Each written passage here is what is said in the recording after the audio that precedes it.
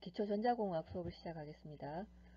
그 퀴즈도 여러분들이 나중에 참고를 위해서 좀 열심히 풀으셔야 되고 일부는 성적에 반영될 가능성도 있습니다. 그리고 유념해 주시고요. 자, 그리고 오늘은 원래는 교류 회로를 해야 되는데, 자, 지난 시간에 했던 것부터 조금 살펴보도록 하겠습니다. 지난 시간에 전자력이란 얘기를 했었고요. 또 그 전자력뿐만 아니라 몇 가지 법칙에 대해서 이야기를 했었죠. 플레밍이란 사람의 왼손 법칙, 또 오른손 법칙이 있었고, 그리고 또 그 패러데이의 법칙이 있었죠. 그 다음에 한 사람 더 나섰는데 렌츠의 법칙이라고 있었습니다. 그 각각의 개념을 조금은 기억할 필요가 있겠습니다만 구분을 할 수가 있어야 될 것 같고요. 자, 그럼 전자력을 보면 전자력이라고 하는 것은 자장 중에 그 자장이라는 것은 자기장이라는 얘기죠. 자기장 중에 도체의 전류가 흐르면 도체에 힘이 발생하는 것이 전자력이라고 했습니다. 자, 전자력의 기호는 F이죠. 우리가 보통 전압의 기호는 V라고 쓰고 또 전력의 기호는 P라고 쓰듯이 전자력의 기호는 F라고 씁니다. 때로는 힘이라고 얘기하기도 하죠. F라는 걸 쓰고 단위로서 뉴턴이라고 해서 N을 씁니다. 저항의 단위는 옴이고 전류의 단위는 암페어듯이 이렇게 전자력, 힘의 단위는 뉴턴이 되겠습니다. 자, 이 뉴턴 그 전자력 F는 자속 밀도 B 곱하기 전류 I 곱하기 또 도선의 길이 L을 해서 구할 수가 있겠는데요. 자, 각각을 보면 자속 밀도나 전류나 도선의 길이 L이 모두 다 전자력에 대해서 비례한다는 얘기죠. 자속 밀도가 크든지 아니면 전류가 많이 흐르든지 아니면 도선의 길이가 길든지 자, 이렇게 함으로 인해서 전자력이 커진다는 얘기입니다. 그래서 그 개별적으로 모두 다 비례관계에 있다는 사실을 기억을 하시고 그 다음에 전자력, 자력선, 전류의 관계 자, 여기 뭐 여기 콤마가 하나 빠진 것 같죠? 여기 콤마 하나 해놓고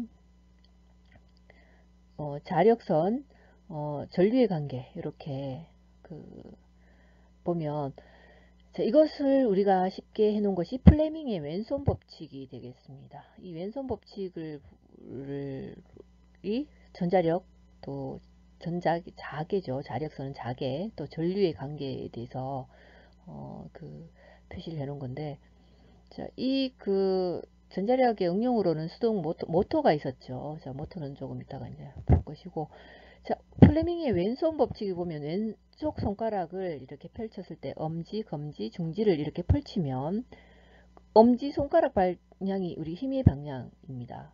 조금 전에 봤던 뉴턴 했던 전자력 F의 방향이란 얘기죠.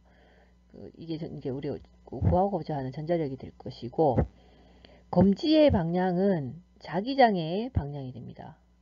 이게 자기장이 검지 방향이 될 것이고 전류의 방향은 중지가 될 거란 얘기죠. 그래서 왼손으로서 표현을 할 수 있다는 얘기죠. 왼손으로서 전자력에 관한 전자력, 자력 또는 전류의 관계를 표시한 게 플레밍의 왼손 법칙이 되겠습니다. 대응이 된 그 그림을 봐도 이 도선에 전류가 흐른다면 이런 방향으로 흐르겠죠. 자, 전류의 방향이 이렇게 되면 자석이 N에서 S가 있으면 그 자력은 이쪽 방향으로 갈 겁니다. N에서 S로 가니까. 그러면 힘은 각각에 대해서 모두 직각이니까 자 이렇게 위로 솟겠죠. 자, 여기서 말한 힘 자체가 바로 전자력이 될 것입니다. 자, 그리고 우리가 모터에 대해서 얘기했었죠. 자, 이렇게 플레밍의 왼손 법칙의 응용으로서 모터라는 것이 있습니다. 수동 모터인데 몇 가지가 있었는데 그 중에서 중요하게 봤던 내용은 직권식, 또 분권식, 복권식 이렇게 세 가지의 모터 종류를 얘기를 했었죠.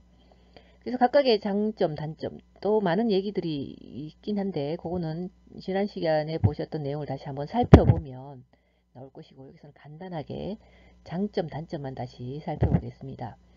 직권 전동기는 기동 회전력이 크다. 여기 장점이 될 건데 단점은 회전 속도 변화가 커서 좋지 않다는 얘기죠. 자, 그리고 분권 전동기는 분권 모터라는 얘기입니다. 모터는 회전 속도 변화가 없다라는 장점이 있습니다. 근데 단점은 또 회전력이 비교적 적다. 두 개가 서로 직권이랑 분권은 조금 반대적인 성질이 있죠. 기동 회전력에 있어나 회전 속도에 있어서 서로 장단점으로 나뉘어지는데, 자, 여기서 복권 전동기에서는 직권이랑 분권을 어떻게 조합해서 복권이란 걸 만들었는데, 회전 속도의 변화가 거의 없고 회전력이 비교적 크다. 두 개의 것을 보완한 거죠. 회전 속도의 변화가 거의 없고 회전력이 비교적 크도록. 그래서 그 대신에 이거는 구조가 복잡하겠죠. 아무래도 두 개를 합쳤으니까 그렇습니다. 자, 모터를 언급하게 되면 토크라는 얘기를 할 텐데, 이 토크라는 것은 전류에 비례해서 전류가 많이 흐르면 토크도 커지고, 자극수라든가 권선수가 많아질수록 역시 토크가 커지는 비례의 관계에 있습니다. 전류와 자극과 권선수에 비례한다라는 얘기지. 모터의 토크는 그렇다는 얘기입니다. 또 이제 그 전자력의 또 다른 응용으로서 전류계가 있고 전압계가 있습니다. 이 두 개는 약간의 응용의 방향이 조금은 틀리죠. 전류계는 전류 자체를 측정하기 위해서 전자력을 사용하지만, 전압계는 자기의 어떤 그 전압계를 보호하기는 용도로서 이제 전자력을 응용이 된 사례가 될 겁니다. 그래서 두 개가 조금 다르게 쓰인다는 것을 기억하시고, 또 다른 내용이 있었죠. 전자유도라는 내용이 나왔었는데, 자, 여기 전자유도는 두 가지 관점에서 지금 봤습니다. 자기 안에 도체를 놓고, 또 밑에는 자기 안에 도체에 힘을 가하면, 이렇게 두 가지가 있는데, 자, 자기 안에 도체를 놓고 전류를 흘리면 도체를 움직이는 기전력이 발생한다. 자, 이 기전력, 이게 바로 이제 또 전자유도에 대한 내용이 될 것이고, 자, 이 기전력이라는 것은 V, 볼트로도 나타낼 수 있는데, 자속 밀도 곱하기 도체의 길이 곱하기 도체의 움직이는 속도, 앞에서 보지 못했던 속도가 여기에 나옵니다. 이게 기전력에 들어간다는 얘기죠. 자속 밀도, 도체 길이, 또 도체의 움직이는 길이, 움직이는 속도. 자, 이렇게 해서 기전력을 구할 수가 있는데, 이 기전력을 구하는 것은 플레밍의 오른손 법칙. 또 하나로 또 전자주제에 대해서 다르게 설명할 수 있는 게 있죠. 자기 안에 도체에 힘을 가하면 전류가 발생한다. 자, 이렇게 이거를 전자유도 작용이라고 한다, 이렇게 되어 있는데, 자, 이걸 두 개를 이렇게 살짝 사실 똑같은 겁니다만 프레밍의 오른손 법칙이란 걸로 설명을 할 수가 있겠습니다. 자, 이 아까 왼손 법칙은 모터 그 응용으로 모터를 봤었는데, 오른손 법칙은 응용으로 발전기가 있죠. 자, 요런 존재한다는 것을 기억하고, 프레밍 오른손 법칙을 보면, 자, 위에 엄지손, 오른손을 펼쳤을 때 엄지, 검지, 중지죠. 왼손이랑 마찬가지로 세 개의 손가락이 필요가 합니다. 그 중에서 이제 엄지 손가락은 도체의 방향이 됩니다. 이 방향이라는 것 자체가 그 뭐죠, 운동 방향, 뭐 아까는 힘으로 그 왼손에서는 그게 힘으로 했었지만, 저기서는 도체의 방향이 될 거고, 검질은 자력선, 그 자계란 얘기죠. 자계의 방향. 왼손이랑 똑같죠. 지금 자력선은 똑같이 이렇게 될 것이고. 그리고 중지가 기전력의 방향이란 겁니다. 자, 이 기전력의 방향이란 것이 바로 여기 나오는 기전력이죠. 이 기전력에 대한 내용이 될 것이란 얘기죠. 그래서 이 중지를 기전력의 방향으로 봤을 때 이렇게 되는 거죠. 자, 밑에 또 플레밍의 오른손 법칙에서 다시 이렇게 나오는데, 엄지손가락이 운동이라고 되어 있죠. 자, 이게 도체의 방향이랑 동일하게 보면 될 것 같고, 자, 검지는 자계라고 해서 자력선의 방향 위랑 똑같죠. 자, 그러면 중지는 단 한 개, 유도 전류라고 바뀌었습니다. 자, 이렇게 볼 수 있다는 얘기죠. 플레밍의 오른손 법칙. 자, 오른손으로 해서 엄지가 운동, 도체의 방향 또는 자계, 검지, 그리고 중지가 유도 전류가 됩니다. 자, 이거는 어디 거냐 하면, 이제 두 번째, 그 자기는 전류를 발생한다. 자, 이를 전자유도 작용이라 한다.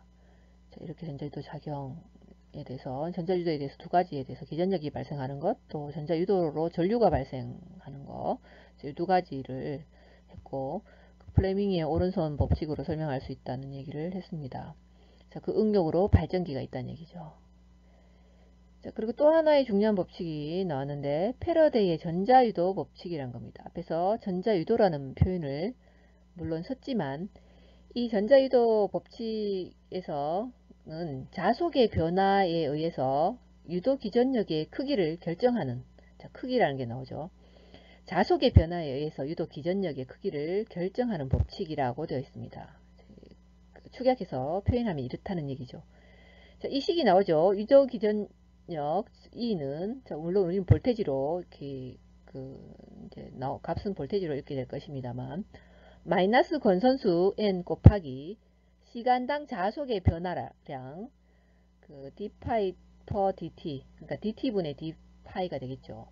다시 이 식으로 표현을 하자면 이런 겁니다. 이제 이 식을 보면 패러데이의 전자유도 법칙이라는 걸 알아야 될 텐데 E는 마이너스 n dt분의 d파이,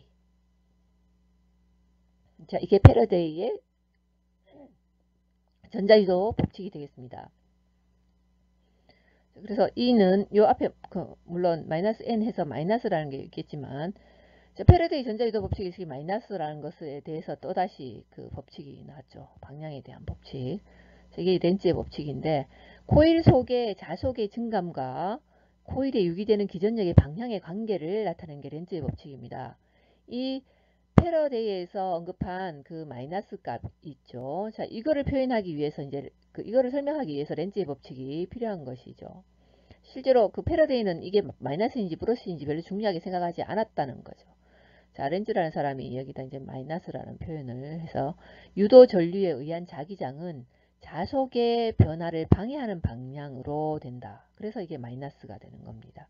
그래서 렌즈라는 사람이 이렇게 했는데 어떤 책의 교재나 뭐 우리 교재도 그렇지만 패러데이라는 말보다는 렌즈의 법칙으로 바로 이 패러데이의 그 전자유도 법칙을 그대로 가져와서 설명하는 경우가 종종 있습니다. 그렇지만 실제로 렌즈라는 사람은 이 어떤 크기라든가 뭐 질량, 뭐 양적이라는 것 같은 것들을 얘기한 것이 아니고 이 방향에 대해서 얘기를 실제로는 했습니다. 그래서 렌즈의 법칙은 유도 전류에 의한 자기장은 자속의 변화를 방해하는 방향이 된다. 이렇게 알고 계시면 될 것 같고, 자, 오늘 지난번에 하지 못했던 그 전자유도 작용의 뒷부분 중에서 그 발전기의 원리라는 것을 에 대해서 다시 이제 볼 건데 그 앞부분에 전자유도 작용에 대한 설명을 했었는데 이 응용으로서 발전기를 본다고 얘기했었죠. 자, 이 부분만 남아서 이걸 잠깐 보고서 뒤에 그 교류 회로에 대한 내용을 하겠습니다. 자, 발전기의 기본 원리는 앞에서도 봤듯이 전자유도 작용을 이용한 것입니다. 그래서 지금 보시는 이 발전기라는 것은 지금 요거는 직류 발전기의 모양이 될 텐데요. 그 코일을 외부의 힘으로 회전시키면 기전력이 발생을 하게 되겠죠. 자, 지금 사실 요 그림의 앞에 부분에는 다른 것들이 있을 겁니다. 정류자들이 이렇게 존재할 건데 정류자들이 이렇게 뭐 이렇게 돼 있고 가에 이렇게 전연체가 연결돼서 이게 다시 어떤 전원을 공급하는 회로가 이렇게 되겠죠. 자, 그래서 이렇게 해서 연결이 돼서 들어갈 거란 얘기죠. 전류가 지금 붉은색 이렇게 들어가서 나오는 방향이 되겠네요. 자, 그림에서 보여지는 것처럼 여기 안에는 지금 그 자석의 방향이 평소는 여기 앞에가 n인데 여기가 지금 s고 여기가 n으로 해놨죠. 그거는 아마 지금 이게 플레밍의 오른손 법칙에 대한 내용이라서 방향을 오른손으로 자기장 방향을 n에서 s로 움직이게 표시를 하려니까 그렇게 그림을 이렇게 그렸는 것 같은데, 자, 엄지 여기 안에 지금 들어있죠. 오른손이 엄지 방향이 코일의 운동 방향이 될 거고 검지가 이렇게 되어 있는데 이게 자기장의 방향, n에서 s로 가니까 자기장의 방향이고, 자, 이쪽에 기전력의 방향이라고 되어 있죠. 자, 이렇게 기전력의 방향이 되어 있고, 자, 요런 형태로, 그러니까 요게 이제 사실은 이렇게 이게 회전을 함으로 인해서 어떤 그 발전을 하게 된다는 얘기입니다. 회전을 할 때마다 이렇게 어떤 그 출력을 하게 되겠죠. 그리고 코일의 운동 방향이 이렇게 지금 돌아가고 있죠. 실제로 이게 코일이죠. 이렇게 병 모양 이렇게 되어 있지만 뭐 앞에서 제가 판때기 뭐 이런 얘기를 했는데 실제로 이게 판때기가 아니고 여기가 비어 있습니다. 그렇죠? 이게 지금 코일이라서 선으로 이렇게 되어 있는 선 라인으로 이렇게 되어 있죠. 코일이기 때문에 그렇다는 얘기죠. 전기자 코일이란 말입니다. 그래서 여기는 비어 있는 겁니다. 뭐 직류 발전기의 원리라고 되어 있는데 사실 직류 발전기의 원리는 교류 발전기와 기본적으로 동일하게 되는데 정류자의 모양만 다르게 되겠습니다. 정류자라는 것이 앞부분에 아까 봤던 그 우리가 없어졌던 부분이 여기 지금 앞에 부분이 여기 와 있는 거죠. 양쪽에 여기 브러쉬가 이렇게 지금 달려 있고 여기 정류자편이 되겠죠. 이렇게 정류자편. 이렇게 어떤 선이 연결되어서 이렇게 그 어떤 이 값이 전압값이 이렇게 흘려서 뭐 이렇게 흘러 들어가겠죠. 이런 식으로 여기 연결해서 아까 봤던 이 부분은 이렇게 코일이 될 겁니다. 자, 이게 이제 전기자 코일이 이렇게 이렇게 될 거란 얘기죠. 자, 이 전기자 코일이 이렇게 회전을 돌면서 양쪽 이제 그 자석 쪽이랑 어떤 그 우리 알고 있는 어떤 오른손 법칙에 의해서 발전이 돌아간다는 얘기죠. 자, 요걸 앞에서 이렇게 보면 요 앞에 브러쉬가 있고 정류자 편 쪽에 있는 것을 보면 요 양쪽에 이제 이게 지금 코일이었으니까 이쪽에 이제 자석이 NS가 있겠죠. S가 위쪽이고 N이 아래쪽이라고 봤을 때 이렇게 옆으로 돌려서 보면 이렇다는 얘기죠. 자, 요 지금 주어진 여기가 지금 아마 그 코일이 될 겁니다. 전기자 코일이 이렇게 옆에서 보니까 이렇게 실제 이렇게 돼 있었지만 이렇게 그 반대기 모양으로 이렇게 펼쳐져서 선을 이렇게 되어 있었지만 앞에서 이렇게 보면 이렇게 아예 일직선으로 되어서 보일 거란 얘기죠. 자, 그러면 기전력은 봤을 때는 그 기전력을 봤을 때 이렇게 들어간다는 얘기입니다. 자, 화살표 이렇게 돼서 들어가서 꼽혀되어 있는 부분으로 기전이 들어가서 나올 때는 자, 이런 방향으로 나옵니다. 자, 우리가 그 기전력이 패러디 그 오른손 법칙에 의해서 기전력을 그 표시할 수 있었죠. 자, 이건 다 그 모든 그 회전하는 방식이 여기서는 오른손 법칙에 적용받는다는 얘기입니다. N에서 S 쪽으로 그 자력이 이렇게 흐를 것이고, 자, 그렇게 되다 보니까 요 기전력은 이렇게 해서 나올 건데 들어가는 부분을 보면 방향을 보면 이렇게 돼서 자, 들어가는 부분을 표시를 하면 이렇게 되는 거죠. 근데 또 나오는 부분 점쪽으로 이쪽 방향이니까 나오는 부분도 이렇게 내려오게 될 겁니다. 그래서 들어갔다가 또 다시 나오고 자, 이게 회전할 때마다 이런 거죠. 한 바퀴 도는 거죠. 그 회전을 한다고 했으니까 이 회전을 하면서 발전을 하게 되는데 요 회전이 그 회전 바퀴가 여기는 0도였습니다. 근데 요까지가 90도에서 세워졌을 때가 이제 이렇게 한번 나온다는 얘기죠. 여기 곡선이 이렇게 한번 나오고 전압이죠. 여기가 최고 전압이 여기 꼭대기일 겁니다. 그 다음에 360도 한 바퀴 돌아서 제자리에 왔을 때가 2파이가 될 겁니다. 360도가 그 전기자 코일이 그 이 판때기처럼 생긴 안에는 이렇게 비어 있는 여기 안에 없지만 이렇게 돌아서 이렇게 한 바퀴 돌고 나면 그 360도 2파이가 360도니까 여기 360도 자리가 될 것이고 파이니까 여기는 180도겠네요. 예, 제가 착각했습니다. 자, 여기는 180도가 되겠죠.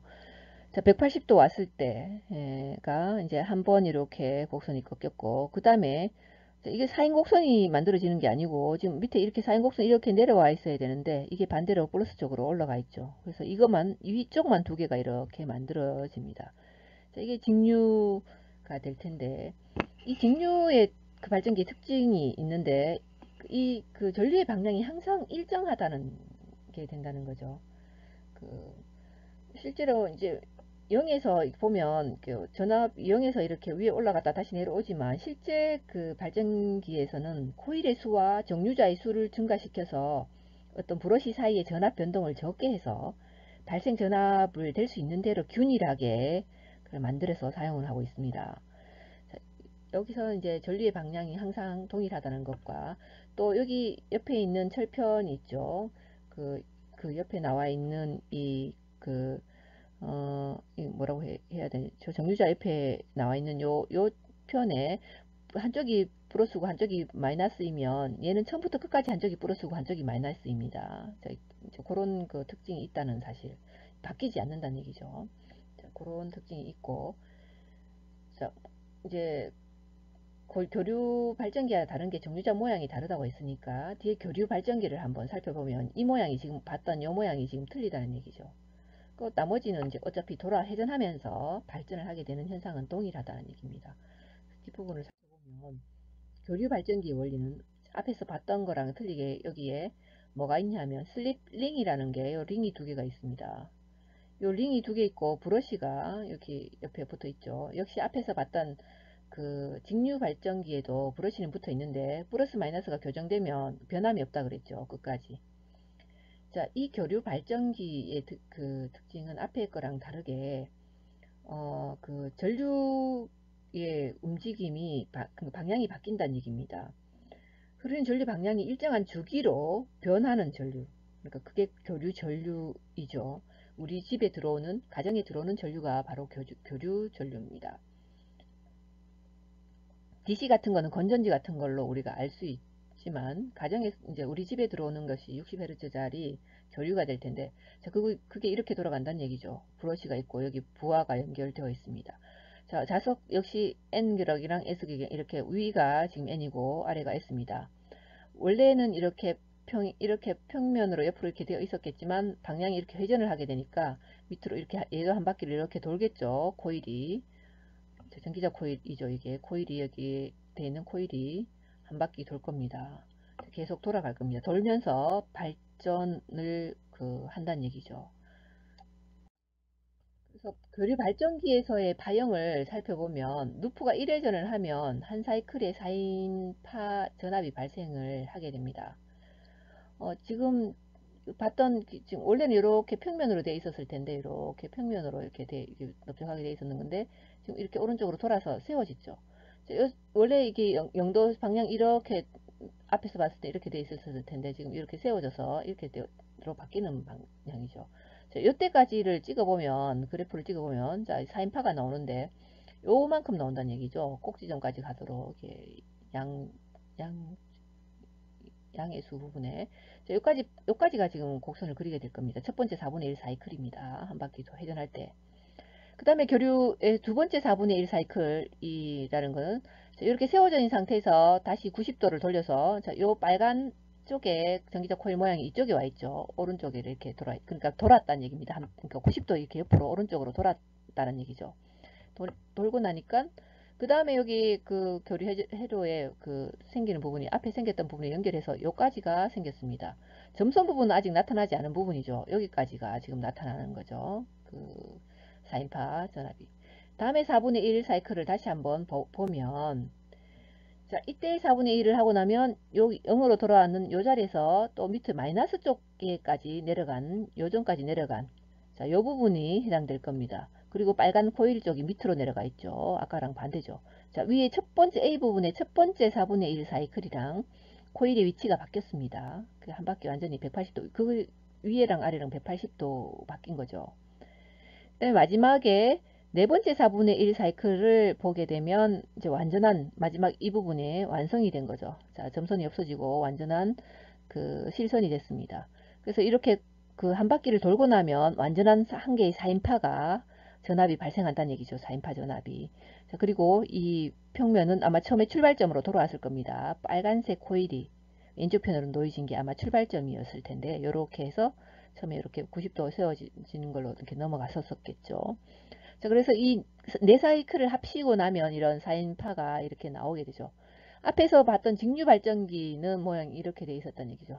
이렇게 이제 두 개가 이렇게 돼 있었는데 마이너스 부분이 날아가 버렸는데 교류에서는 이렇게 양측으로 다 나오죠. 이런 모양이 나오게 될 텐데 자, 교류의 특징은 코일이 2분의 1 회전할 때마다 전류계의 움직이는 방향이 변합니다. 그래서 전류의 흐름이 변하게 되는 것이죠. 2분의 1이라고 했을 때는 이렇게 4분의 1 사이클이랑 요 4분의 1 사이클 두 개를 합쳐서 요까지가 돌고 나면 플러스 부분 한 부분 이렇게 될 거고, 그 다음 부분을 돌면은 마이너스 밑에 부분은 또다시 그 요 사이클에서는 마이너스 부분이 발생하니까 이때 어떻게 됩니까? 이 방향이 바뀐다는 얘기죠. 그래서 그 어, 전류의 흐르는 방향이 일정한 주기로 변한다. 그 주기가 2분의 1 회전할 때마다다라는 게 될 것이고, 이와 같이 전류의 방향이 변하는 상태로 외부로 출력하는 발전기를 교류 발전기라고 합니다. 자, 교류 발전기, 실제 발전기에는 자석이 되는 부분이 회전하고 도체가 고정되는 부분에 감겨서 있는 거죠. 여기는 감겨 있고 여기 위에가 이쪽에 자석 있는 부분이 회전한다는 얘기죠. 자, 이런 발전기를 회전 계자형 발전기라고 합니다. 자, 이제 교류 발전기를 플레밍의 오른손 법칙에 적용을 받는 교류 발전기이죠. 자, 이걸 살펴봤습니다.